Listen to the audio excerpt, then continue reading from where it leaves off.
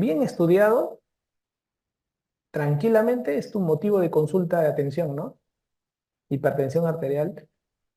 Es un tema de primer nivel de atención, ¿no? Se hace bastante. Vamos a repasar conceptos para tomar en consideración. ¿Y qué tenemos? A ver, vamos a ver. Primero, para poder entender la definición, hay que entender que el cuerpo tiene que recibir constantemente la sangre tiene que estar entrando a los tejidos a una misma presión. Esa presión se llama presión de perfusión. Y la presión de perfusión está relacionada es la presión arterial media en realidad. Cuando una persona dice, ¿no? Oye, ¿qué cosa es la presión arterial media? Ah, sí, la presión arterial media es dos veces la presión diastólica. No, no, no, no me interesa, oye. Quiero decir la fórmula ya. Quiero que me digas qué significa. Ah, presión arterial media. ¿Qué significa? Sí, ¿qué cosa es? Es la presión de perfusión.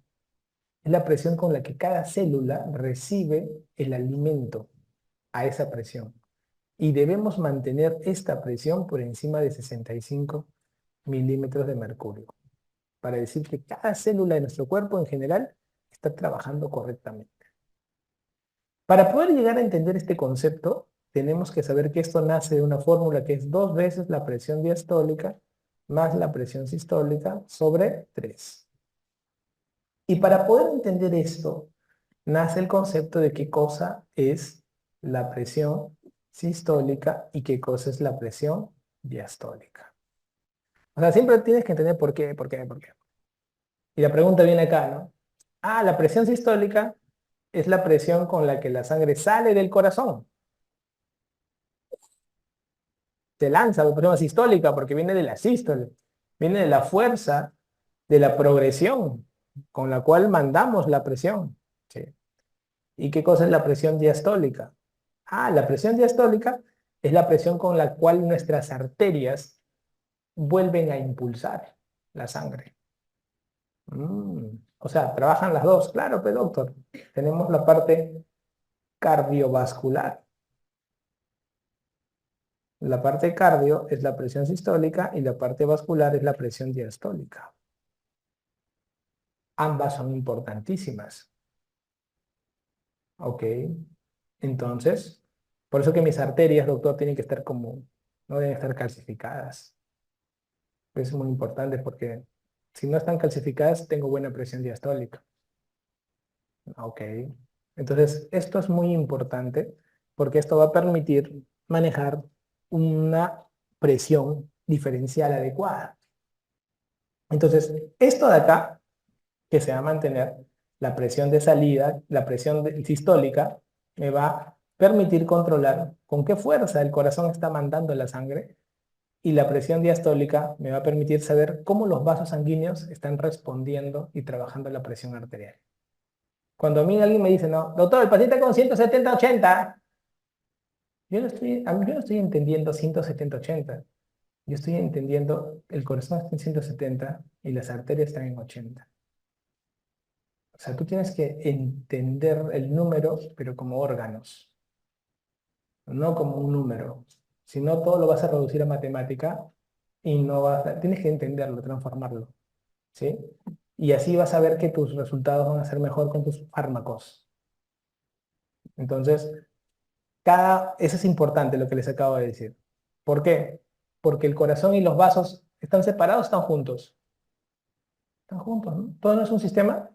Sí, por eso es que cuando la presión, una de las dos presiones se eleva, la otra no la acompaña. Sí, pues, claro, es lo más lógico. Por eso que ustedes van a encontrar eso. Van a encontrar presiones que juntas se van a elevar. El paciente va a tener 140,92, 145,93, porque siempre se va a elevar. 90% de todas las hipertensiones son juntas, porque todo es un sistema, pero va a haber un 10% donde una se eleva más que la otra, y es porque hay una disociación, y eso puede ocurrir en las presiones arteriales sistólicas aisladas, ¿no? Entonces, pero normalmente todo es junto, porque todo es un sistema. Eso métanselo a la cabeza, entiéndanlo como un sistema todo esto. ¿Ok? Entonces, muy importante. Cuando yo lanzo una contracción ventricular izquierda, ¡pum! Se expande todo el flujo de arterias. Todas las arterias se expanden a su máxima potencia. ¡Fua! Con el paso del tiempo es más duro la expansión. O sea, hay más endurecimiento de las arterias y por lo tanto el corazón le cuesta, con el paso del tiempo, ¿qué cosa? Botar la sangre del corazón. ¿Entienden? Si yo estoy haciendo el corazón con el paso del tiempo, ahorita el corazón hace esto y esto hace así. Pero esto va endureciéndose con el paso del tiempo. Entonces está duro ya. Entonces el corazón hace con más fuerza ya. Le va a costar. Entonces la presión del corazón sistólica con el paso del tiempo va a aumentar por la edad. Por lo tanto, la edad va a ser un factor determinante del aumento de la presión sistólica. ¿Correcto? Y, las arterias también con el paso del tiempo también envejecen.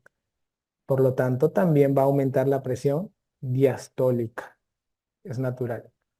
Y la edad va a ser un factor que va a estar presente en todos y es no modificable. Entonces, ya para que vayan teniendo en cuenta que lo más frecuente que vas a encontrar en gente mayor es que sea hipertensa. ¿Sí? Entonces, ¿tú cómo haces para que no sea hipertensa? Ese va a ser tu gran trabajo de joven para poder contrarrestar la hipertensión. ¿Cómo la puedes contrarrestar? Quitando los factores de riesgo, bueno, que endurecen las arterias, que son todos los heterogénicos. Nada más. Bien, entonces ya entendieron el concepto, ¿sí? De la presión, cómo pueden jugar un poco. Y aquí están las causas. Las causas, miren, en este gráfico vamos a encontrar más de, tranquilamente, 30 preguntas que se han hecho en los exámenes. Nadie puede fallar esas preguntas. De muchos exámenes. Miren, la causa primaria es la más frecuente. ¿Qué quiere decir eso? Que no sabemos por qué eres hipertenso. Esencial también se llama, o primario, no sabemos. ¿Ya? En este grupo, como no se sabe, también le llamamos hipertensos esenciales. Son personas que debutan con hipertensión en las edades de los 35 y 50 años. Son pacientes que en esa edad debutaron con hipertensión. Y tú dices, ¿pero por qué? No, no sé. Así que falla fábrica, pues maestro. En ellos comienzas a estudiar los factores de riesgo, que son los no modificables. Por ejemplo, en los no modificables tenemos los antecedentes. Papá, mamá hipertenso. También hijo hipertenso. Etnia. Los latinoamericanos son más hipertensos. Los afroamericanos. En general, el afroamericano es más hipertenso. Sí importa la etnia. Añoso. Tienes más años, más hipertenso. Sí importa. Y luego tenemos los factores modificables. Acá tenemos la neumotenia Fidedo, para que te acuerdes. ¿Qué cosas pueden dar hipertensión? Fumar, que no hagas ejercicio, la diabetes, estrés psicológico, la dieta rica en sodio. Pero esto de acá no quiere decir que el sodio elevado. Por ejemplo, hay gente que le dice, ¿no? No comas sal que te vas a volver hipertenso. Mentira. El comer sal no te vuelve más hipertenso. Doctor, ¿es verdad eso? Yo a mi palta no le echo sal. Mi papá, yo sufro, ¿no? Otra cosa es que si eres hipertenso y estás tomando fármacos para la presión, vas a contrarrestar el efecto, ¿no? Ahí tienes que tener cuidado. Pero la dieta rica en sodio es una de las hipótesis más poderosas que existe, pero no tiene validez. Y te lo pongo ahí, te lo he puesto entre los grupos, ¿ya? De los factores de riesgo, ¿ya? Pero lo que sí tiene validez es esta. Y han preguntado, factor de riesgo modificable para hipertensos, la obesidad. Ahora, mira acá. ¿Qué pasa cuando la causa es secundaria? 15% de los pacientes, la causa es secundaria. ¿Qué significa eso? Que si encuentras la causa, ¿no?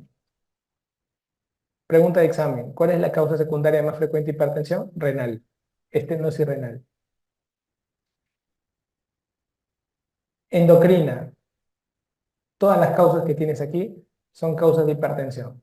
Cushing, hipotiroidismo, hiperaldosteronismo primario, ¿no? El síndrome de Cohen. Coartación de aorta. Han preguntado, por ejemplo, en renal, paciente hipertenso con soplo en flanco. Causa. Soplo en flanco. No sé, claro, ¿no? Entonces, te la está regalando, porque está primerita. Por eso es la mnemotecnia, en ese orden. Y lo pusimos en este orden para que te acuerdes que en este orden te van a preguntar. Coartación de aorta. La presión en los miembros superiores es más elevada que los miembros inferiores. Clásico. Apnea obstructiva del sueño. Se asocia. ¿Cuáles son los fármacos que más hipertensión hacen? Anticonceptivos orales. Neurológico, estimulantes, anfetaminas. Nada de estar tomando anfetaminas para el estudio. Doctor, tengo que tomar porque si no yo me tomo mi 3 Red Bull con café en las noches, doctor, porque si no me duele. No, es lo peor que puedes hacer. Lo peor que puede hacer una persona es tomar Red Bull y estudiar en las noches. No, es que eso siempre me ha dado el resultado, doctor. Con un saco 18. Sin Red Bull sacas 20. ¿De verdad, doctor? Es que claro. Si con esa vaina sacas 18, sacas 20, hermano. Tratamiento. Corticoide y AINES. También. Entonces, esto de acá han sido preguntas. Los rojitos han sido preguntas de examen. Entonces, con así, ajo en tu flash. Ahora, esto de acá, cada uno de estos ha sido asociación para pregunta de examen. Mira, te preguntaban, paciente hipertenso y potasio bajo. Marca, síndrome de Cohen o hiperaldosteronismo primario. Paciente hipertenso que en el examen de orina salió metanefrinas positivos, feocromocitoma. Paciente hipertenso con trastornos del sueño, el síndrome de apnea obstructiva del sueño. Paciente hipertenso con diferencia de presión entre un brazo y otro, disección de aorta. Paciente hipertenso con diferencia de presión entre la extremidad superior e inferior, coartación de aorta. Paciente hipertenso con hipercalcemia, hiperparatiroidismo. Paciente hipertenso con aumento de cortisol, síndrome de Cushing. Paciente hipertenso con aumento de T4 libre, hipertiroidismo. O sea, esto de acá lo preguntan bastante con asociaciones. Eso tienen que ustedes dominarlo. ¿Ya? Son preguntas que van a venir y con eso matan todo el mundo, el rubro de etiología potencial de este capítulo. ¿Ya? ¿Cómo se mata la parte del diagnóstico? Cuando ustedes toman la presión arterial a un paciente, van a escuchar estos ruidos que le llaman los ruidos de Korokov, ¿no? Que tienen varias fases para escucharlos. En la parte inicial, el primer ruido que van a escuchar, eso van a registrar como la presión sistólica y en la última etapa van a registrar el último ruido como la presión diastólica, ¿no? Esto es muy importante porque estos ruidos de Korotkov nos van a permitir saber medir la presión arterial. Hicieron un estudio en Estados Unidos hace poco de médicos del primer nivel de atención en algunos centros grandes y sabían medir la presión arterial.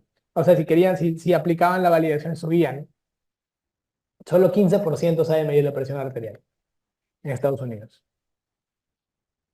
En Perú, ¿cuánto será? Tú te ríes, ¿no? No, puede ser más. Sí, ellos no le dan mucho valor a la presión arterial, aunque no creas. De verdad. Los que le dan más valor son las farmacéuticas. Te lo juro. Ellos sí también empapados. El primer nivel de tensión, no. Pero nosotros al revés. Sí le da mucho nivel el programa del Serums. El primer programa que lleva el serumista, ¿qué cuál es? Hipertensión. De frente, diabetes, hipertensión. Allá no le dan balón, tienen serumistas, tienen. Pero. Entonces, ese detalle es bien importante. La medición de la presión es clave. Miren, para medir la presión arterial hay que comenzar con el reposo. El paciente tiene que estar en reposo 5 minutos. Y si he hecho ejercicio, al menos 30 minutos. Si el paciente llega corriendo, no, doctor, disculpe, casi iba tarde a mi consulta. Ya, señor, espera por un ratito, le atiendo, voy a atender con otro paciente. Reposo. Importante. Otro, la insuflación. Otro error es la insuflación.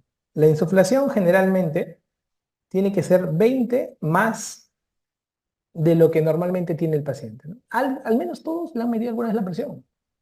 Al menos. Los que tienen ustedes contactos, a menos que le preguntes a un niño de 2 meses de nacido, ¿no? ¿Cuál es tu presión, hijo? No. Tú normalmente le estás viendo adultos, ¿no? Entonces tú le dices, ¿cuál es su presión normalmente? No, 120, 80. Entonces tú le insuflas hasta 140. 20 más de lo normal. Pero ¿qué hacen normalmente las personas? Tú los ves y solapan, ¿no? Tú los miras, ¿no? A los internos, los residentes, ¿no? De reojo. Estoy mirando para acá, pero mi ojo está mirando para allá, ¿no? ¿Y qué hace? Yo veo la mano isquémica ya.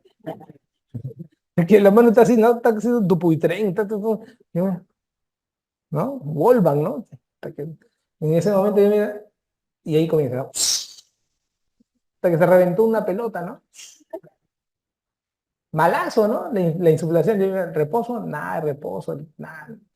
Nada. Entonces, malazo. Entonces, eso es uno. Ahí te das cuenta que está mal medida la presión, ¿no?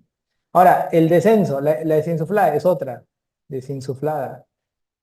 La desinsuflada tiene que ser de 2 milímetros de mercurio por segundo. O sea, tiene que bajar de 2 así. Nada de... ¿no? Con las enfermeras te coloca, tú las vistas, ¿no? Tú mismo como médico te sientas, ¿no? Vamos a medir su... Bueno, no, pues muy rápido, pues, le dicen. Entonces, bajo 2 milímetros de mercurio por segundo, no, ni fregando lo hacen, se les pasa. Y mira, la mano tiene que estar ¿a dónde? El brazo, ¿no? A veces le ponen el manguito y le meten por dentro ¿no? La campana, ¿no? Au, ¿por qué lo meten? Oye, no lo metas, le dicen, ¿no? No, tiene que estar todo por fuera. Aquí está la arteria braquial, es un poco de anatomía ahí. Entonces, y la parte de la arteria braquial tiene que estar a la altura del corazón, ¿sí? Ni abajo ni arribota, ahí a la altura. Entonces, tiene que estar a la altura. Estas 4 cosas, si ustedes las hacen, ya están cachetes. La altura. Esas 4 cosas son las que todos fallan. Esas 4 háganlas. Y con eso miren las presiones. La presión sistólica es muy importante entenderla. Van a tener esto, miren. Ustedes van a manejar esto. Más de 140,90. Eso es la toma que se va a manejar, ¿sí? En consultorio, de manera ambulatoria, ¿ya? De acá voy a ponerlo, mayor de 140,90. Generalmente, cuando lo hacen de manera ambulatoria, necesitan de 2 o más lecturas. Y tiene que haber entre las lecturas al menos una semana de diferencia. ¿Correcto? ¿No? Vienen ahí, ¿no? ¿Cuánto tienen? Más de 140,90. Uy, señora, usted es hipertensa, no le puedes decir. Es decir, venga de acá una semanita, vamos a mirar cómo va el tema. ¿Entienden? Entonces, porque estás haciendo una medición en consultorio de esta manera, con mercurio. Pero puede ser que tú te achoras y tú dices, me parece que tengo duda, ¿sabes qué? Y no voy a estar acá, me voy de viaje, así que andas tu mapa nomás. No hay problema. Cuando aplicas mapa, el corte cae 10, más de 130,80. En mapa se aplica, le quitas 10, mayor o igual a 130,80. ¿Correcto? Entonces, con eso estás más que feliz. Lo has hecho muy, pero muy bien. ¿Ah? Doctor, ¿no hay manera de que una persona pueda diagnosticar en una sola visita un hipertenso? ¿En una sola visita? Sí, claro. Mira, una visita. ¿A quiénes les diagnosticas en una sola visita? Aquellos que tengan más de 160/100, o sea, en un estadio 2, o que hayan debutado, que estén debutando con crisis, pues. Un paciente dice, doctor, vengo porque el sábado vine con 200/120. Ahora estoy tranquilazo, ahorita tengo 110/70. Sí, pues manda estas pastillas. Ah, ya, vamos a seguir, porque es hipertenso, porque debutó, ¿no? Todo debutante con crisis hipertensiva es hipertenso. Con una sola medida en la visita, suficiente. O pacientes que hayan debutado con estadio 2. Entonces, esto te van a preguntar. Esto, ¿cómo se diagnostica? Para los niños, generalmente se utilizan las tablas de los percentiles de acuerdo a tablas. Eso es muy importante. ¿Ya? En tu caso, adultos nos van a preguntar estos cortes. ¿Sí? Bien, entonces vamos a entender que el paciente que es hipertenso, normalmente nosotros cuando vemos un paciente hipertenso tenemos que analizar esto, ¿no? Las guías actualmente están diciendo tienes que estudiar más el riesgo del paciente, porque la hipertensión es una enfermedad silente, te puede acompañar toda tu vida y cuando te volteas te ¡pum! Puñalazo en la espalda. Te quita un ojo, te quita un cerebro, como yo le digo. Así es, fregados. Entonces, número uno, es una enfermedad que puede dañar órgano blanco, por supuesto. ¿Cuáles son los órganos blancos que más ataca? Aquí están: corazón, riñón, ojo y cerebro. Eso lo debes tener mapeado en tu mente. ¿Ya? Son los órganos que más van a atacar. Muy importante. Para el riesgo, también hay que analizar la existencia de enfermedad cardiovascular. ¿Por qué? Porque la hipertensión arterial, ¿qué hace? La hipertensión arterial es un factor que acelera, es acelerador, acelera cualquier enfermedad cardíaca.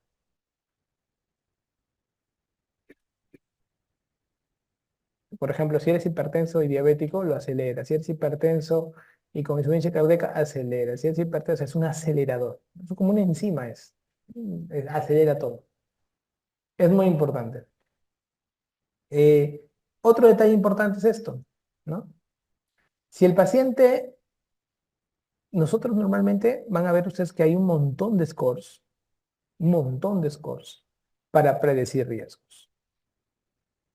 Hay un montón, pero en la práctica, en realidad nosotros nos vamos a basar en la clasificación cardiovascular, la estratificación cardiovascular de riesgo, ¿sí? De la AJA. Lo que usamos en Perú es la escala de estratificación de riesgo cardiovascular de la AJA, o score de estratificación de riesgo de la AJA, ¿ya? Para predecir riesgo. Y eso lo voy a decir porque es importante, porque eso va a determinar el uso de fármaco dual de inicio o no, ¿ya? Bien. Hay que evaluar la existencia de otros factores de riesgo cardiovascular, definitivamente. ¿Por qué? Porque se ha visto que los pacientes que se tratan los demás factores también terminan influyendo en la hipertensión de alguna u otra manera. O sea, se sinergia el tratamiento de otras enfermedades y apoya la hipertensión también. ¿Ya? Muy importante. Ahora, como es una enfermedad que no da síntomas, los pacientes tienden a debutar mal. ¿Cómo es eso? Mira, a nivel del corazón, ¿qué hacen? Hipertrofia ventricular izquierda. Hacen fibrilación auricular, por ejemplo. ¿Qué más hacen? Ahora a nivel periférico, enfermedad arterial periférica. Esto es muy importante. ¿Por qué? Porque a nivel del cuello, es periférico en el cuello. Claro, carótida, enfermedad carotidia. Las piernas, isquemia arterial periférica. También vamos a ver que aumenta el desarrollo de aneurismas de aorta. O sea, influye a nivel cardiovascular de manera importante. Eso hay que tenerlo en consideración. ¿Ya? Eso es por la parte cardíaca. A nivel de la parte cerebral, ¿qué tenemos? Que domina la isquemia más que la hemorragia. Esto la mayoría no lo tiene en cuenta. Piensan que es la hemorragia, cuando es la isquemia más que la hemorragia. O sea, hay más ACVs de este tipo y también pueden debutar con encefalopatías. ¿Ok? Muy importante. A nivel del riñón, hace nefroangioesclerosis. Nefroangioesclerosis. Y esto termina llevando a la enfermedad renal crónica terminal. Acuérdense ustedes, muchachos, quiénes eran las causantes de la enfermedad renal crónica terminal en orden. Primero, diabetes. Segundo, la hipertensión. Y tercero, las glomerulonefritis. ¿Ya? Hay que tenerlo en cuenta. ¿Ok? A nivel de los ojos, tenemos que ocurre la retinopatía hipertensiva. Es importante los 4 grados, muchachos. Les van a venir esas preguntas en los exámenes. 1, 2, 3 y 4. La que nos preguntan bastante es la 4, clásica. La hipertensión arterial maligna, ¿no? Clásica. Por el famoso papiledema, ¿no? Papiledema. Palabras claves para reconocer los estados. 1, diferencia del diámetro de arteria y vena. ¿Ok? 2, los famosos cruces arteriovenosos. 3, los famosos exudados. Bien, exudados y o hemorragias. Esas cositas son palabras asociadas que vienen mucho en las preguntas de examen. Entonces tenemos que tenerlo como potenciales dentro de la hipertensión. ¿Ya? Eso nos va a venir constantemente todo el tiempo. ¿Ok? Muy bien. En el tratamiento, ¿cómo se maneja el tratamiento de acá de mis amigos? Miren, para el tratamiento, para el tratamiento tenemos que tener en cuenta lo siguiente. Acá, esto que ven acá en 8 cositas, ven. Son las cosas, las 8 cosas que te dice la guía, ¿no? Por ejemplo, de las 8 cosas te van a preguntar 2. Y lo preguntan en los congresos, hacen encuestas, votaciones. Mira, ejercicio regularmente te baja la presión. Más o menos 5 milímetros de mercurio. Sin fuerza, sí influye bastante. El peso es el otro que te pregunta. Bajar 10 kilos, más o menos, equivale como bajar 20 milímetros de mercurio. Es el que más puede lograr bajar la presión. Pregunta de examen. Esta puede ser una muy buena pregunta del examen. El bajar de peso es el que más podría influir. ¿Ya? Esa es clave, muchachos. ¿Ok? Evitar los productos del tabaco, eso tú lo puedes sacar por lógica, reducir el estrés por lógica, llevar una dieta saludable por lógica, limitar el consumo del alcohol, reducir el consumo de cafeína. Mira, acaba de salir el año pasado, no, este año, sí, el estudio de café y presión, no pasa nada. Hasta 3 tazas de café te puedes tomar, no influye. No influye. Claro que tomas 10 tazas y te va a influir, pues, ¿no? Pero a aquellos que les gusta, ¿no? El abuelito que te visita, doctor, no, yo quiero tomar mi café, mi hijo no me deja. Señor, tómese tranquilo su taza. Ves, yo te digo, el doctor sabe. Entonces, normal, no pasa nada, sí puede tomar. ¿Ya? Muy bien. Entonces, por eso es muy importante estar sabiendo qué va saliendo en los estudios epidemiológicos de estos casos. Y esto de acá son las medidas generales. Entonces nosotros vamos a entender este concepto, que es clave, mira. Tenemos la etapa uno y tenemos la etapa, como se dice, la etapa prehipertensiva, ¿no?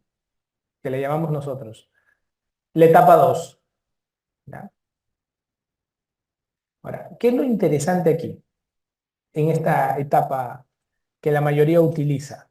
Ahora, ojo, todo esto de la etapa uno, todo esto que estoy poniendo acá, etapa uno, se basa en el manejo por mapa.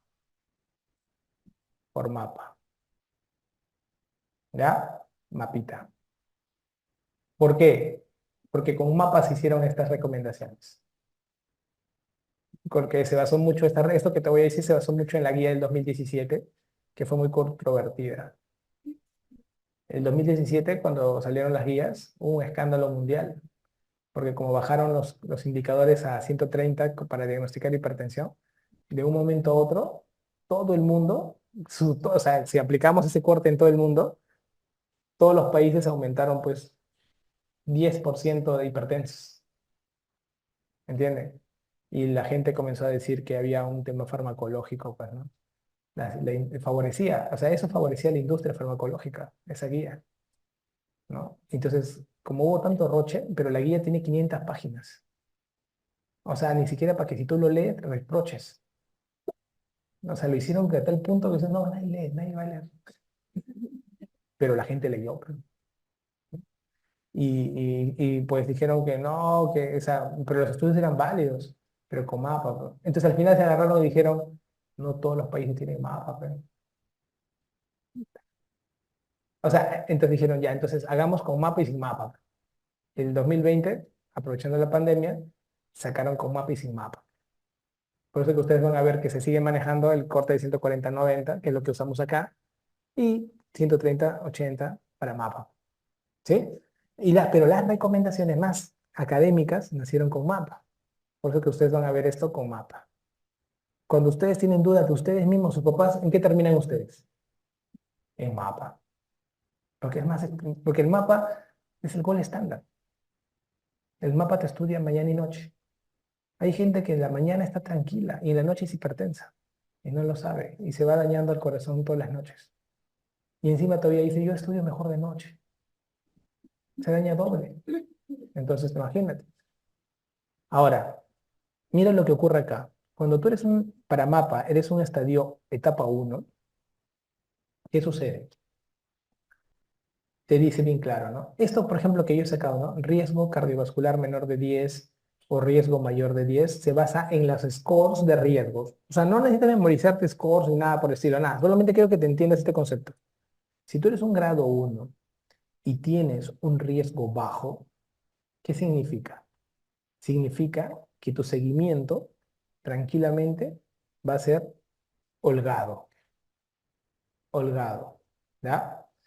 Y mira, mira, con un riesgo bajo, tranquilamente te pueden dar chance hasta 6 meses de no darte pastillas porque tú cumples que vas a bajar de peso. O sea, eso es. No, no quiero tomar pastillas, voy a bajar de peso, te prometo. Ya, en 6 meses, ¿ah? Sí, por favor. Por eso existe esto. Tienes que bajar ¿cuánto? 10 kilos en 6 meses. Ese es para tu paciente. Y por eso que los cirujanos generales, muchos de acá cirujanos generales, van a decir, yo quiero ser bariátrica. Yo te voy a bajar 10 kilos porque para que vayas bajando 10 kilos, de acá a 6 meses ya no vas a usar fármaco y imagínate un cirujano general hablando así. Vas a evitar, ya no vas a usar fármaco, antihipertensivo en escala uno no vas a usar. Con este, vamos a poner tu balón tranquilo. Ni siquiera vamos a hacerte manga. El cirujano está hablando de fármacos antihipertensivos de esta era versus el cirujano antiguo que no tiene esta formación, que va a escuchar qué es Gabriel. Y ustedes van a estar, vamos a hablar de duales y monoterapia. Y es otro tema ya. Se dieron cuenta cómo cambian las épocas, porque ustedes están fusionando, ustedes son la nueva era ya, pues. La fusión de las guías, la evidencia, van a hablar de otras especialidades. No es entrar por entrar a la especialidad. Dominar un poco de todas. Entonces el paciente siempre quiere estar con el que sabe un poco de todo, pero es el mejor en su especialidad. Pero si no sabes un poco de todo, encima dudas de tu especialidad, ¿qué te va a decir? Nada, pues, ¿por qué no te va a buscar? Bueno, entonces ustedes tienen que hacer eso ahorita. Chapar todas las especialidades. Cuando estudian cardio, se vuelven cardiólogos. Cuando estudian otorrinos, otorrinos. Psiquiatría, psiquiatría, pero no pacientes, ¿eh? Entonces, es importante esto, ¿no? Ahora, mira, si el riesgo aumenta, ¿qué ocurre? Mira, los controles son al mes. Nada, que de acá te veo 3 meses, ¿ah? No, si tiene riesgo alto cardiovascular, sea riesgo tipo, parte de grado 1, grado 2, tienes que tenerlo hasta tener control total de la hipertensión cada mes. Lo tienes que mirar. Esa es una muy buena pregunta y buen consejo, porque esto de acá es lo que ustedes tienen que hacer en su práctica diaria. ¿Cuántos serumistas hay ahorita que tiene paciente hipertenso y le he dicho, te veo antes de irme a Lima? Lo- No, pues tienes que dejarlo controlado. ¿Me entiendes? Esto es muy importante. Ahora, ¿cómo se maneja la parte farmacológica?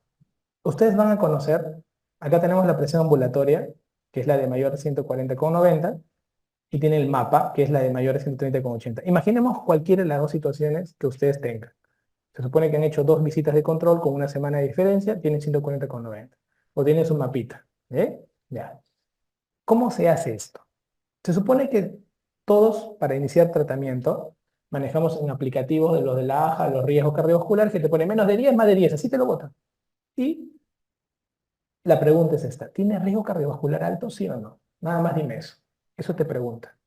O sea, esto, ¿tiene menos de 10 o más de 10? O sea, quiere que sepas si tiene alto o no.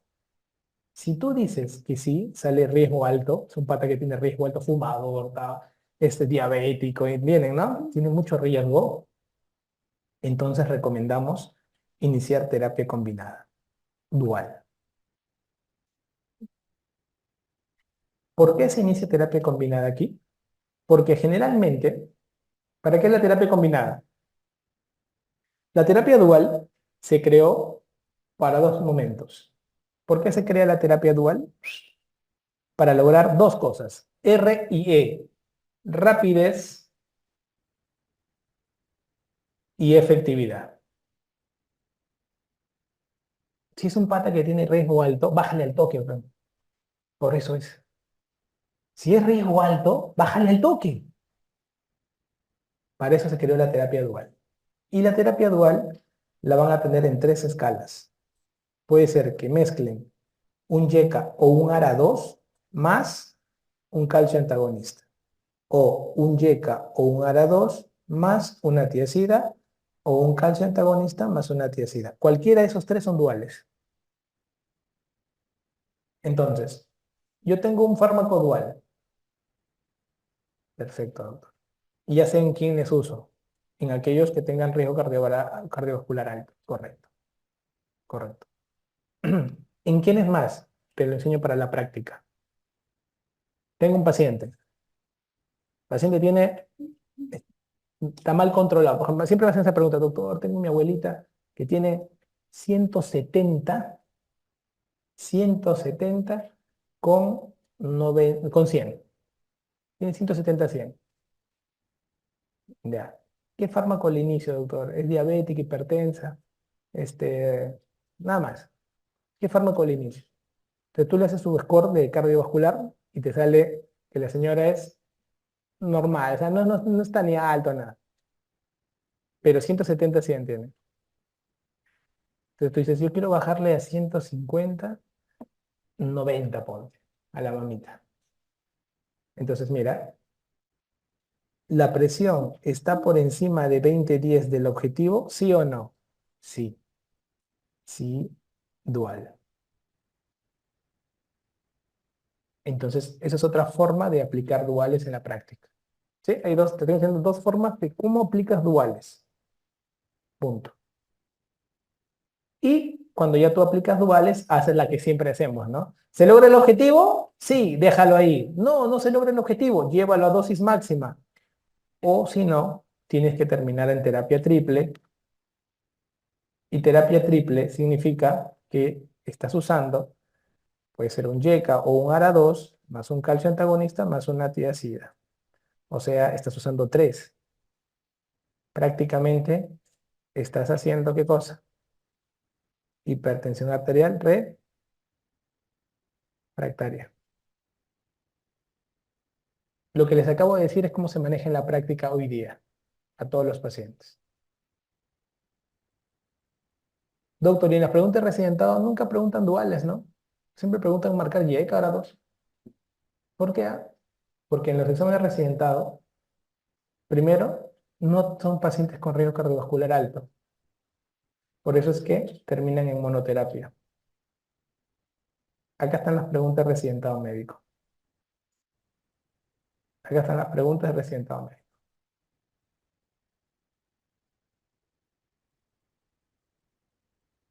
¿Entienden? Ya van ustedes creando su criterio clínico ahorita. Y ahorita vamos a mezclarlos, a que lo vean. Ok, ya voy entendiendo, doctor. Incluso, ahora te muestro cuáles son los fármacos que ustedes tienen que tener como primera línea. Hay fármacos de primera línea y segunda línea. Primera línea es lo que ustedes van a preguntarles en los exámenes, en la práctica. Y para eso tenemos que recordar a quién, a Katy, ¿no?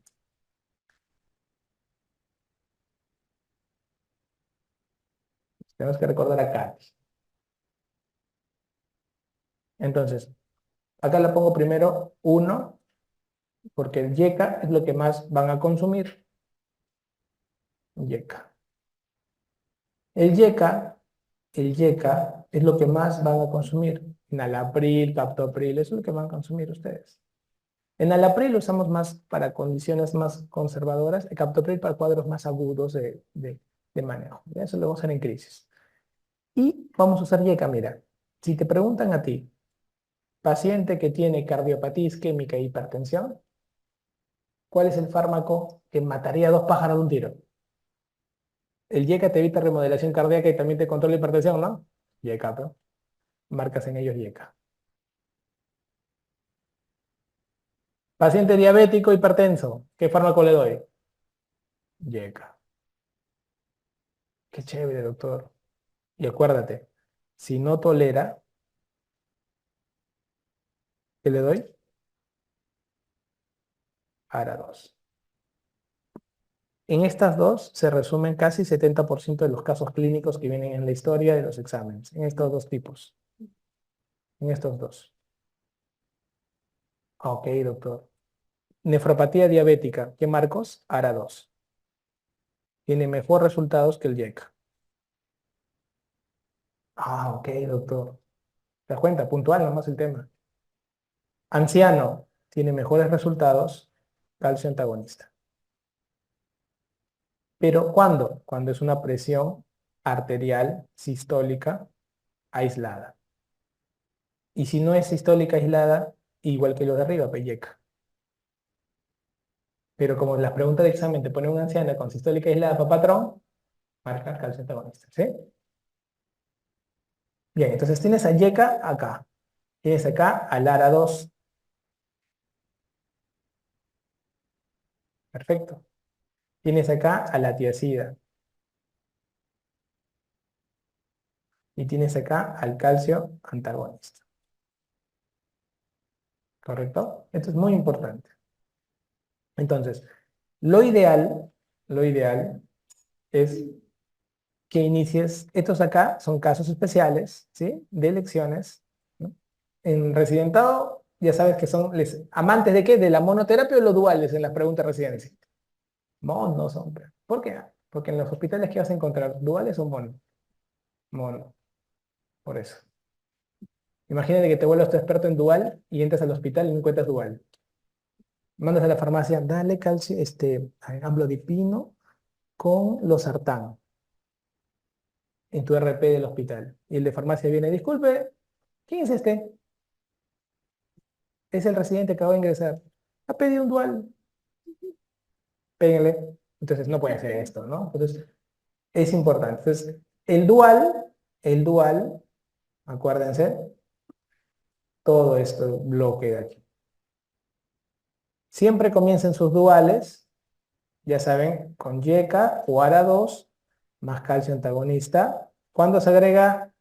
Cualquiera de los dos. YK o ARA2, cualquiera, más calcio antagonista. Puede ser YK o ARA2 más tiacídico, no importa. ¿Sí? ¿Cuándo vas a usar los tres? Acá. Estoy usando los tres ya. Acá ya me lancé con todo. Es terapia triple. Doctor, cuando no responde a dual, uso terapia triple. Doctor, cuando tengo terapia triple, ¿cómo se llama esto? Hipertensión arterial refractaria. Y tratamiento de la hipertensión arterial refractaria es, bien, terapia triple más espironolactona. Eso es lo que les van a preguntar a ustedes. Y finalmente en esta parte de efectos adversos, puntualmente, efectos adversos de aquí, en orden. 1. En yecas, efectos adversos, tos y angioedema. 2. En ARA2, mareos. Eso no cambia. 3. En tiazidas, la tiaglu, ¿no? Hiperglicemia, hiperlipidemia y aumento de ácido úrico. Esas tres son lo que hacen las tiazidas. Y 4. Calcio antagonistas, edema maleolar. Muy bien. Se le hinchan los piecitos, ¿no? El tobillo. Edema maleolar. Nunca suspendan por edema maleolar. No vale la pena. No suspendan. A veces me han venido pacientes, le hago una ecografía venosa y tienen insuficiencia venosa. ¿Le tratas eso? Sí. No suspendan, no vale la pena. ¿Ya? Entonces, esto de acá es lo que ustedes tienen que tener en cuenta, conceptos claros de cómo deben manejar al paciente. Entonces ya se dan cuenta que ¿cuándo marcarían dual? Imaginemos que una vez, por primera vez en la historia, venga una pregunta dual, te van a poner un paciente recontra cardiovascular, ¿no? Paciente con antecedente de accidente cerebrovascular, hipertenso, diabético, tabaquista, o sea, en otras palabras, que tenga un riesgo cardiovascular alto, pues. ¿Para qué? Para que apunte a dual. Y ahí te mandas con todo con tu YEC y buscas o YEC o ARA2, YECAS en alapril y en ARA2 los sartán. En calcio antagonistas, amlodipino, en las mezclas. Y en tiacídicos, la hidroclorotiacida, ¿no? Y con eso ya lo vas estableciendo y así tienes que manejar. Otro detalle, cuando inician un fármaco, nunca esperen respuesta en 24 horas. Mínimo 3 a 4 semanas. No se desesperen. Para subir dosis.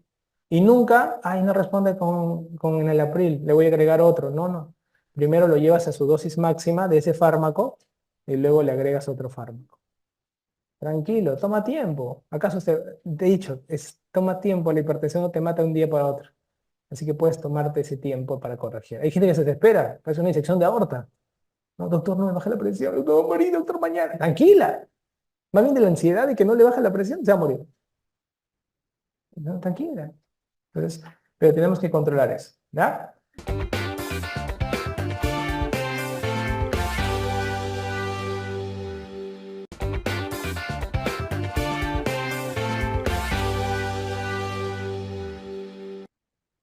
En el caso de un paciente pediátrico que debute con crisis hipertensiva, ¿debe ser manejado como hipertenso? Bueno, en pediatría depende, ¿no? ¿Por cuál fue el origen? Porque acá es una pregunta que creo que debería responderle un pediatra, ¿no? Porque medio de cara con pediatría, los chibolos son distintos, o sea, en verdad, mi esposa es pediatra, así que se darán cuenta que medio de cara muchas veces. ¿Desde qué momento comienza a correr el tiempo para el tratamiento de reperfusión, fibrinólisis o angioplastia? ¿Desde que llega al hospital y es diagnosticado? No, no. Corre el tiempo desde que tú ya diagnosticaste en tu mente, ya.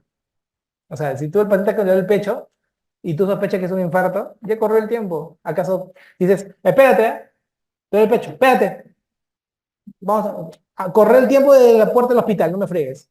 Y te metes a un viaje de 2 horas. No, pues, hermano. Desde que tú sabes que puede ser un infarto, corrió el tiempo. Doctor, esta es una pregunta de Luis González, voy a preguntarle edad. ¿Por qué no se mezcla sildenafilo y nitrato? ¿Quién sabe? Usted lo hizo. Ya, eso es también número 3. La otra se emociona cuando escucha el sildenafilo. No se mezcla sildenafilo y nitrato porque el sildenafilo, ¿qué hace? Claro, el sildenafilo aumenta ¿qué? En las bases, ¿no? Ahí está. Sí, claro. Evita la transformación y va a prolongar la relajación muscular. Muy bien. Y el concepto es, está bien, bacán, doctora. Al final, ¿cuál es el concepto? El nitrato termina aumentando óxido nítrico y el sildenafilo a la larga termina perpetuando el óxido nítrico. Entonces, como el sildenafilo bloquea la fosfodiesterasa, este GMP cíclico no va a romper todo este ciclo, entonces aumenta óxido nítrico, hay mucha relajación del músculo liso y el paciente tiene una hipotensión brava. Entonces, tengan cuidado con los pacientes que usan Viagra, porque esta es la pregunta de examen que va a venir. Paciente que cardíaco, dice, ¿no? Te ponen paciente, usa nitrato, bisoprolol, aspirina, atorvastatina, y se le ocurre tomar una pastilla azul, así te pueden pedir un simulacro, ¿no? ¿Cuál de los siguientes fármacos interacciona directamente? El nitrato. Lo matas, ¿ah? Muere de infarto. Muere de infarto. Acá dice, ¿no? Por ejemplo, tengo un paciente con síndrome coronario crónico con anginas esporádicas a la actividad. ¿Cuánto tiempo tenemos para que le hagan su cateterismo? No, tendrías que primero hacerle una prueba, hacer los pasos que hemos hecho, pues, ¿no? Tendríamos que hacer los pasos. Porque, primero, a ver, esta pregunta ustedes la pueden responder, ¿ah? Todos los pacientes tienen síndrome coronario crónico, con anginas esporádicas, dice la doctora, a la actividad. ¿Cuánto tiempo tenemos para que le hagan cateterismo? Pregunta, en pruebas pretest, ¿todos terminan cateterismo, sí o no? No, no todos terminan en cateterismo. Hay que analizar si el paciente tiene indicación para cateterismo. ¿Sí? Vamos a ver si tiene indicación para cateterismo este paciente. En las pruebas de probabilidad, de repente si me dice este tabaquista, fumador, que tiene esto, un riesgo alto, hazle cateterismo ahorita. ¿No? O sea, claro, pero esta de acá es una pregunta muy incompleta, ¿te has dado cuenta, no? Es muy incompleta. Tiempo meta, ¿qué es para el diagnóstico? Doctor, heparina sódica, 70 unidades por kilo. No, 70 unidades por kilo endovenoso. Al diagnóstico. ¿Por qué en el pretest en la pregunta de probabilidad se realiza ecoestrés? O la creatinina. La mortalidad para IMA, ¿cuántos años es? ¿El kit? No entiendo esto. ¿Qué?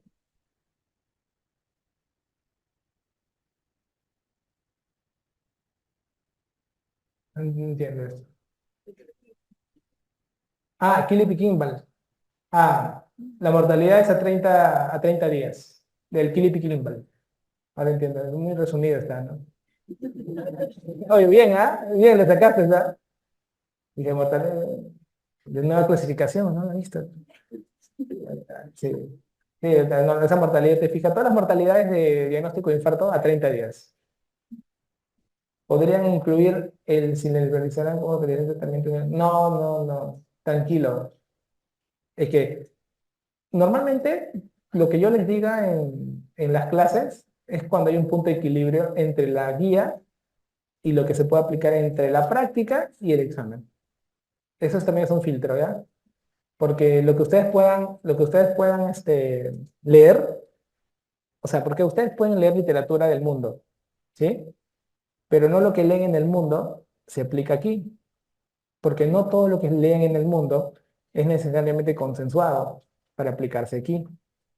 Entonces tiene que ser validado previamente. Por eso es muy importante que cuando ustedes escuchen las clases, suban más rápido los videos. No, pero tienen un tiempo, todos suben, son 24 horas la subida de los videos. Entonces, Eriksen, son 24 horas la subida de los videos. Ustedes, es muy importante eso, sobre todo ustedes su información, y es algo que sí lo valoro mucho, porque los profesores cuando se sientan acá, por ejemplo, como están, son ese punto de equilibrio, diría yo, ¿no? Porque tranquilamente uno puede leer por su cuenta, ¿no? Uno lee por su cuenta, puede leerlo, bacán, pero cuando tienes a alguien que ve pacientes y ve el examen constantemente, como que busca un punto de equilibrio, es distinto, ¿no? Es como que yo, eso sí les puedo decir así, ¿no? Es lo que nos pasa al profe de la academia.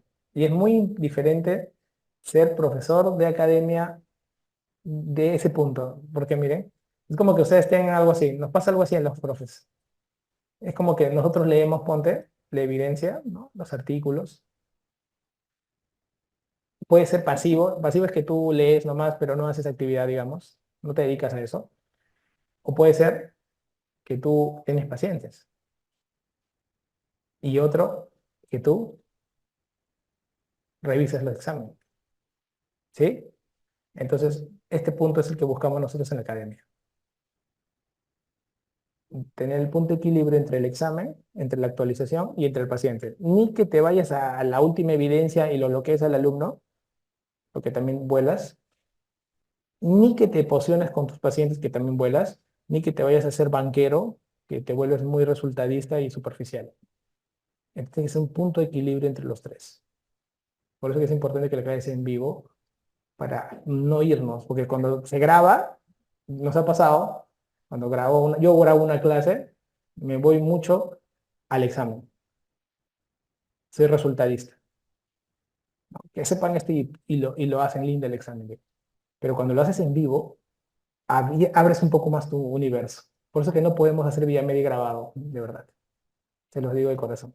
Porque tranquilamente, porque cuando lo haces en vivo, sigues leyendo constantemente, estás actualizado más fuerte y tu volumen de pacientes que se benefician de esa actualización permanente de lo que estás haciendo crece mucho en calidad. Son pacientes mejor tratados. Y ustedes también se favorecen mucho eso en sus pacientes del diario. Entonces es un círculo definitivamente. Ustedes aspiren a eso siempre. ¿Ya? Eso es algo bonito que nos pasa en la academia a los profesores y ya se dieron cuenta ellos también de eso. Un círculo chévere. La dosis carga inicial se hace a todos los ICAs, 3 tabletas de clopidogrel, 4 y atorvastatina 4. La pregunta de Pedro es, ¿saben qué es dosis carga? Estaba haciendo una pregunta de angioplastía. Esto generalmente es para, si vas a abrir una arteria, generalmente utilizas clopidogrel o aspirina. A diferencia de otras cirugías, a estos pacientes le decimos cargar cuando le metes muchas pastillas, ¿no? Entonces, normalmente va a depender del protocolo que uses en tu centro, pero estos pacientes mínimo reciben una carga bien agresiva, al menos 4 o 5 tabletas de clopidogrel de 75 miligramos. Entonces, son muy fuertes. ¿Por qué? Porque cuando le metemos las guías por una arteria que mide 2 milímetros, se espasma y se trombosa por solo meter la guía. Entonces tiene que estar antiagregadazo, como para que ni siquiera, por más que está anticoagulado también, pero a la vez tiene que estar antiagregado. Por eso que si tú perforas una coronaria, imagínate, ¿no? Un sangrado, un taponamiento, y en ese momento tienes que abrir el pecho. Me ha tocado abrir el pecho en el mismo cateterismo. Es horrible, porque el paciente, una vez que lo abres, está anticoagulado. Ahora, ¿cómo va a hacer hemostasia de esternón mojado? Entonces, es un jodido. ¿Brugada se trata como ST elevado? No. El tema de Brugada es que muere. Es muerte súbita. Claro, estos pacientes terminan muchos en desfibriladores autoimplantables. La estratificación en el ST no elevado sirve solamente para angina inestable o también para infarto ST no elevado. Grace lo puedes usar para los dos, porque al final termina como que, pero más es angina inestable, está creada para angina inestable, ¿sí? Porque el infarto ese seno elevado, al final tú terminas dándole toque de infarto y el enfoque de infarto, pero sí podrías trabajar, lo ponemos entre los dos, porque en realidad te vas a tirar 4 o 5 horas con la duda de cuál será de los dos, y en ese tiempo terminas haciendo las clasificaciones, sobre todo por eso. El uso de toma de PA en varios días para el diagnóstico de hipertensión es útil. Tomaría los puntos de corte de PA del mapa. No, bueno, esto sirve para controlar presión arterial, ¿no? Con el cardiólogo que te dice, ¿no? O el que te esté tratando, médico internista, dice, tómate presión arterial mañana, tarde, noche, a tal hora, ¿no? Sobre todo para eso, para ver si su fármaco está dando sí, siempre y cuando el que tome la presión sea la misma persona, ¿no? Pero si no es la misma persona, pierde totalmente la credibilidad de la toma. El síndrome de Takotsubo puede presentarse más de una vez y si es así, puede haber alguna complicación. Sí, eso es verdad. Buena pregunta. Es recurrente. Puede presentarse más de una vez y hay gente que muere por Takotsubo. O sea, el Takotsubo mata. Eh, ¿Cuándo se usan los inhibidores P2 y 2? Se usan siempre que se pueda. En realidad nosotros por un tema de disponibilidad no lo usan acá en Perú con protocolo. Pero estos, los inhibidores P2 y 2 nos van a hacer, o sea, es- han demostrado, digamos, tener una mejor respuesta en los pacientes con ST elevado y, pero es costoso. Y los ensayos, como que si tú actúas rápido con la angioplastía, tampoco hay mucha diferencia. Entonces, todo va a depender de cuánta velocidad le metas, pero si en un país que no tenemos tanta velocidad en respuesta, sí se podría favorecer. Un IMA-ST no elevado puede tener al inicio un infradesnivel de onda T. Eso es solo en el caso de ser un ST elevado. Un ST no elevado puede... Claro, sí, sí, claro. Un ST no elevado puede tener al inicio un infradesnivel. Un infradesnivel. Infradesnivel no se habla en onda T, se habla en ST. Inversión de onda T podría ser, ¿no? La onda T, cuando debuta, podría ser infradesnivelada, invertida o hiperaguda elevada, dependiendo si es subepicárdica o si es subendocárdica. Por lo tanto, va a depender de cuál de los dos patrones es. Sí, podría ser cualquiera de los dos. En hipertensión, ¿cuándo iniciamos aspirina y por cuánto tiempo? Hay un cruce acá. Acá había un cruce de Wi-Fi. Acá había un cruce. Ya, reinicia la vaina. La única forma de diferenciar en un cuadro agudo de la pericarditis de un IMA-ST elevado es por la convexidad en el EKG. No, no es la única forma. Ya, ya, ya vamos a ver pericarditis, ¿no? Tiene su patrón de presentación. El EKG es el mejor examen. Sí, el EKG es el mejor examen. Si te piden algún día, el mejor examen sí es EKG. No pierdan tiempo. Para pericarditis, EKG. No se confundan pericarditis con derrame pericárdico, que es ecocardia, ¿ya? Doctor, ¿es ideal el bypass en la isquemia? Si no, lo que sigue es angioplastía. No, no, el ideal en la isquemia, no. ¿Cómo que el ideal? No, no, depende de la indicación, como le hemos enseñado, ¿no? De acuerdo si es un vaso, 2 vasos, 3 vasos. Para ahí tienen que aplicar eso. Doctor, he tenido pacientes que dicen ser hipertensos emotivos y que no toman medicación. Ese es un concepto criollo. No existe hipertenso emotivo. ¿Eres hipertenso o no? Doctor, en la complicación de Lima, ¿cuál es el paciente robot de rotura de pared libre? Infarto, que luego hace taponamiento cardíaco. Es un dolor en el pecho y que luego hace tria de Beck. Podría ser así, ¿no? Muy más ST elevado que en el EKG está comprometido de B1 B6, tronco coronario izquierdo, bien. Entonces de frente hacemos bypass, sin antes hacer cateterismo o al ser de emergencia por ser ST elevado, igual lo mando a angioplastía. Es una buena pregunta. Mira, esas son preguntas bien elaboradas porque esa pregunta, ¿qué responderían? Es una pregunta para pensar. Tronco coronario izquierdo, ¿qué harían? ¿Bypass de frente o hacen cateterismo? ¿Qué se hace? Te dice, está comprometido de B1 a B6, tronco coronario izquierdo. Entonces, de frente hacemos ¿Bypass antes de hacer cateterismo o hacer emergencia? No. Es una pregunta, primero, si tú vas a hacer bypass, la pregunta es, ¿a qué arteria le van a hacer el bypass? ¿Cómo vas a saber qué arteria es? Entonces, independientemente de si vayas a hacer, una cosa es hacer el cateterismo, lo tienes que hacer sí o sí. Otra cosa es que vayas a hacer la angioplastía, que es la dilatación de la arteria o el bypass. O sea, el cateterismo lo haces obligatoriamente. Solamente que luego que sale el cateterismo y si ya le hicieron cateterismo al paciente, va a ir a 3 bypasses. Le vamos a hacer una en el cate, se ve que le podemos hacer una a la ADP, otra a la marginal, tiene 2 marginales, una más gordita, ahí se le vamos a meter y otra. Hasta ahí le va a hacer, pero el cateterismo te pone la foto y tú le haces los bypasses. Pero no le haces nada de angioplastía, ¿sí? Pero se le hace cateterismo. Muy buenas preguntas. Te hace pensar, ¿no? Pero es una bonita pregunta. El Killip y Kimball 3 y la taquicardia ventricular es de riesgo muy alto. Bueno, el Killip y Kimball 3 es un edema agudo de pulmón, ¿no? Y la taquicardia ventricular puede terminar en fibrilación. No es muy alto, es alto nomás. O sea, tiene ese cateterismo. El Killip 3, sí, el Killip Kimball 3, podrías considerarlo, ¿ah? Nadie te diría no en un muy alto, porque lo puedes hacer pasar como shock cardiogénico y nadie te dice nada. De verdad, te lo digo. ¿Cuál es la arritmia postinfarto más frecuente? ¿Cuál es la arritmia? Hemos visto. Les dije, las extrasístoles, que terminan luego en taquicardias ventriculares. Ah, que esta vez, él me responde, ¿la extrasístole o la fibril? La extrasístole, pero. ¿Por qué? Porque esta luego, si no la tratas, ¿en qué termina? En taquicardia. ¿Y la taquicardia en qué termina? En fibrilación. ¿Sí? Está muy bien, Selene. En sospecha de complicación de disfunción ventricular derecha se pide derivadas B3R y B4R. ¿Sí? Le pides no B3R o B4R, sino le dices derivadas derechas. Y ya tú buscas B3R, B4R, B5R, B6R. Bloqueo completo de rama izquierda se trata como ST elevado. Sí. ¿Con qué arteria se relaciona? Con DA, descendente anterior.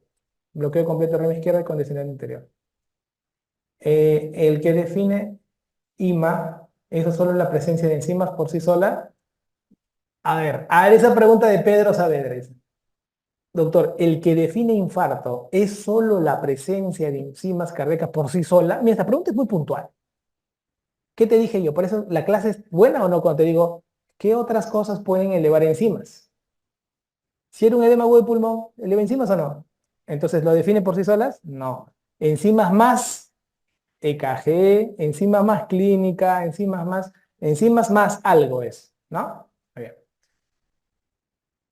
Allá, volvió Laura, dice, en la pregunta del pretest, paciente de 87 años con creatinina de 1. Ah, ese es de estrés, ¿no? Ya.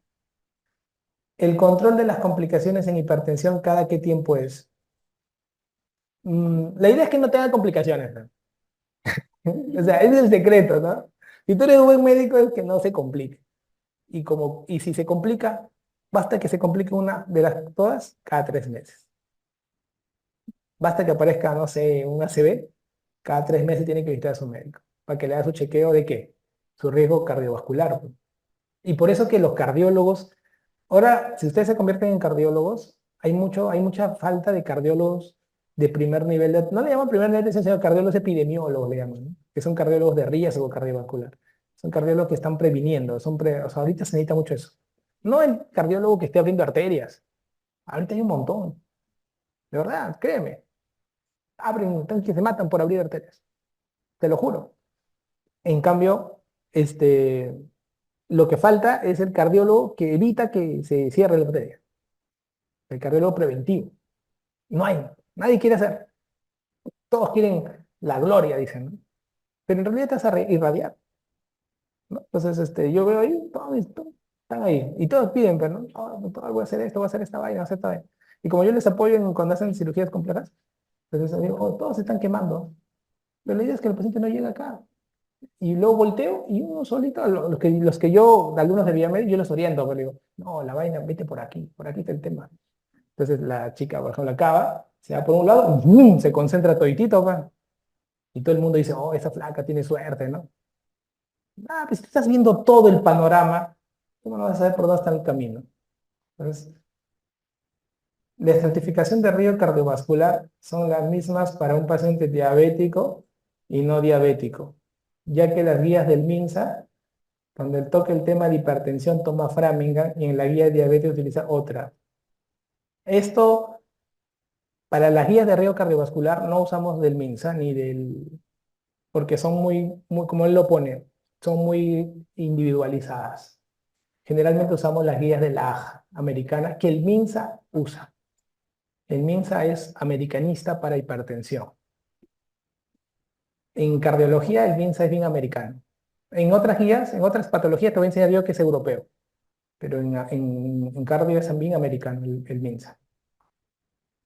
En cuanto a infarto, vamos a ver, ya, son dos preguntas. En cuanto a infarto, la complicación más frecuente es insuficiencia cardíaca, sí. Y la más importante, encefalopatía hipóxico isquémica. La más importante, diría desde el punto de vista, si te preguntan como paro cardiorrespiratorio, marcarías encefalopatía hipóxico isquémica. Dentro del paro cardiorrespiratorio sería esa. Así sería la pregunta, Lourdes. ¿Cuál es el manejo del infarto ST no elevado hasta esperar cateterismo? Anticoagulas y haces todo el cóctel que han visto. Antiagregación con su anticoagulación, manejo de factores de riesgo y esperas tu cateterismo. Nada más. Pacientes mayores de 75 años se usa trombolítico en IMA con ST. Sí, claro, en cualquier edad. ¿Cómo se usa el alteplase? ¿Quieren fibrinolizar ustedes? Normalmente, bueno, no debería dar dosis, está prohibido, porque hay gente que ha repetido cosas. Ustedes son médicos, ¿no? Pero ¿qué pasa? Que esto es grabado y luego ¿quién lo ve? Pirata, pues.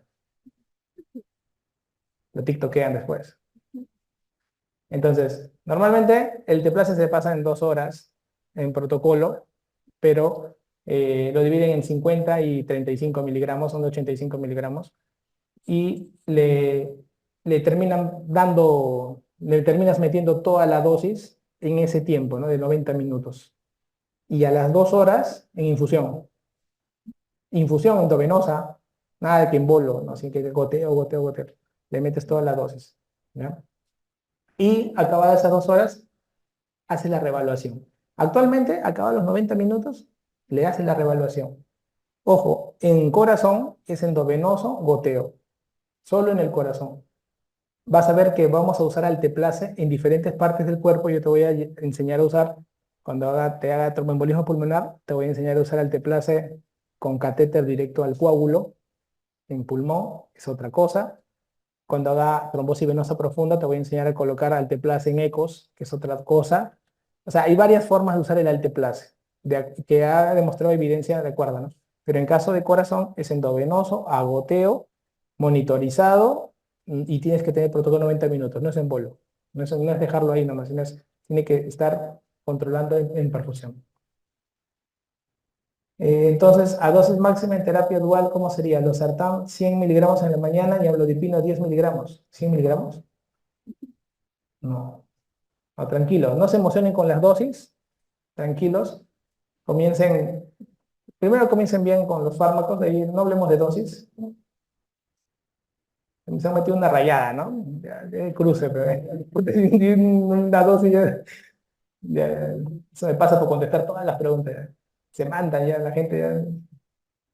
Esta es una buena pregunta. ¿Angioplastia y cateterismo es lo mismo? A mí me han hecho esa pregunta en un curso anterior. Ya ha pasado 5 meses del curso. Y de una persona que yo, digamos, veía que me escuchaba todas las clases, todo. Y me di cuenta que parece para nosotros los que hacemos esto como que evidente, ¿no? Y no es evidente. Para algunos de ustedes de repente es evidente.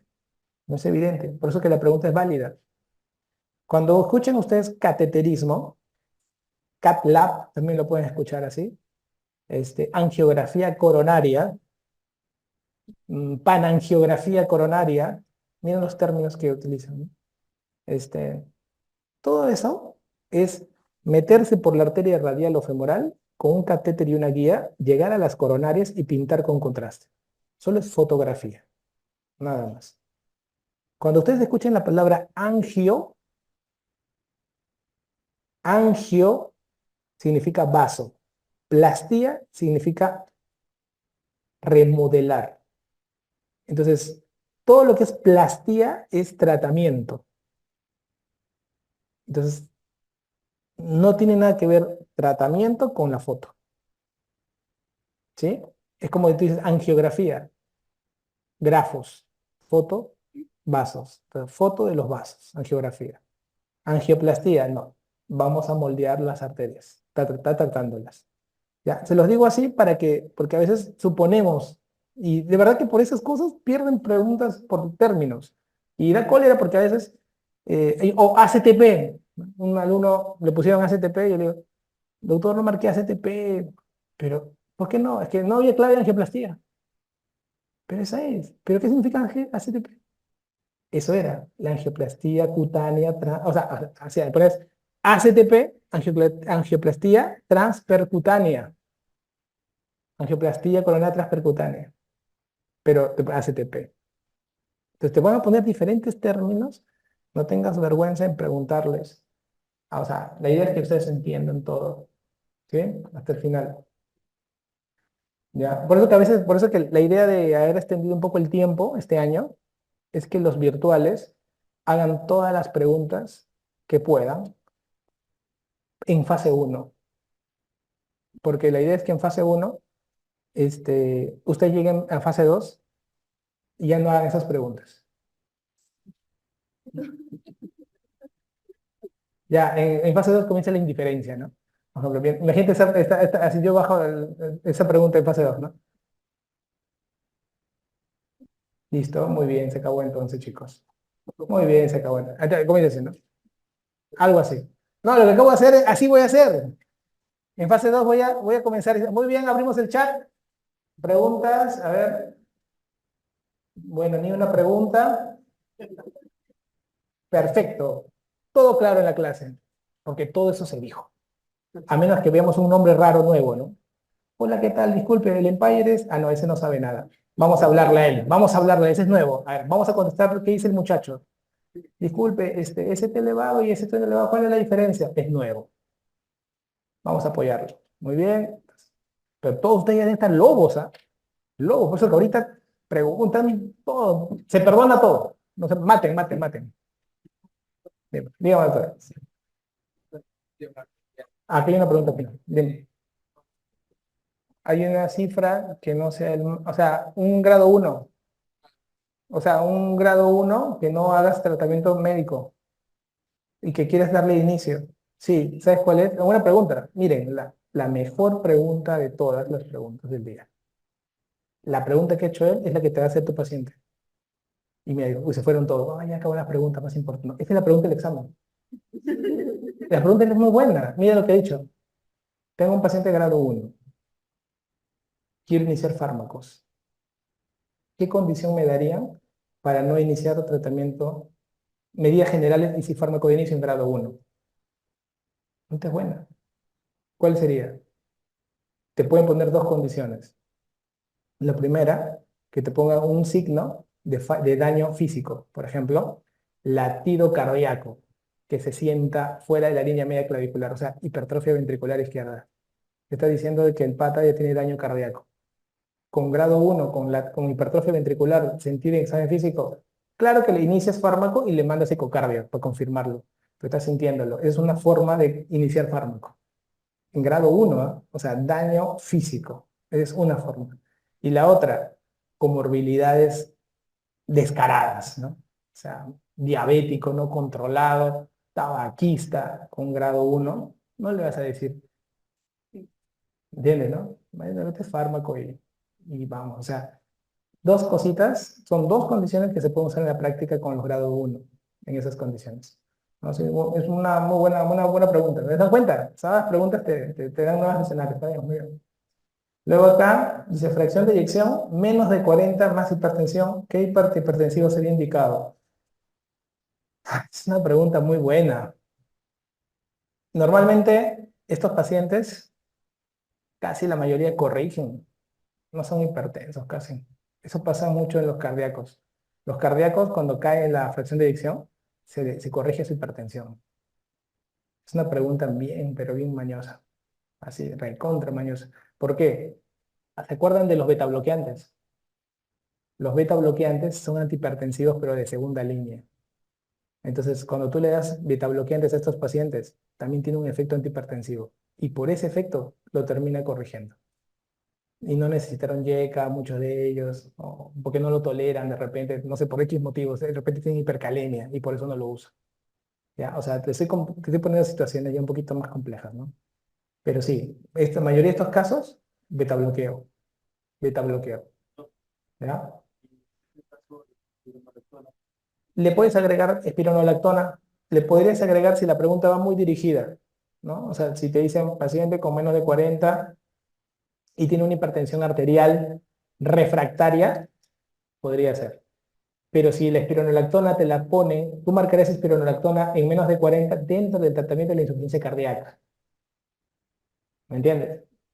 Pero si es como insuficiencia cardíaca, pero como hipertensión, espiro solo como si fuera refractaria. O sea, la tienes que tener bien separada. Cuando le indico el espiro de acuerdo al escenario. ¿Ya? Buena acotación. Bueno, ¿cómo se prefiere el uso de bloqueadores de canales de calcio y dijeron raza negra? ¿Hay alguna preferencia de hipertensivos para latinoamericanos? No, amlodipino. Amlodipino. Así de sencillo. Amlodipino, nifedipino, son de nifedipino de 30 miligramos de liberación retardada, no de 10. Nunca usan nifedipino de 10 para bajar presión. Lo baja de golpe, hace taquicardia refleja y le puede dar un infarto al paciente. Usen nifedipino de 30, disminuye con liberación retardada y tiene mejor respuesta en estos casos. Pero amlodipino es el que más usamos. ¿Ya? Muy bien. Muy bien, chicos. Han tenido hartas pepas. Nos quedamos aquí. Ya nos vemos en la siguiente clase.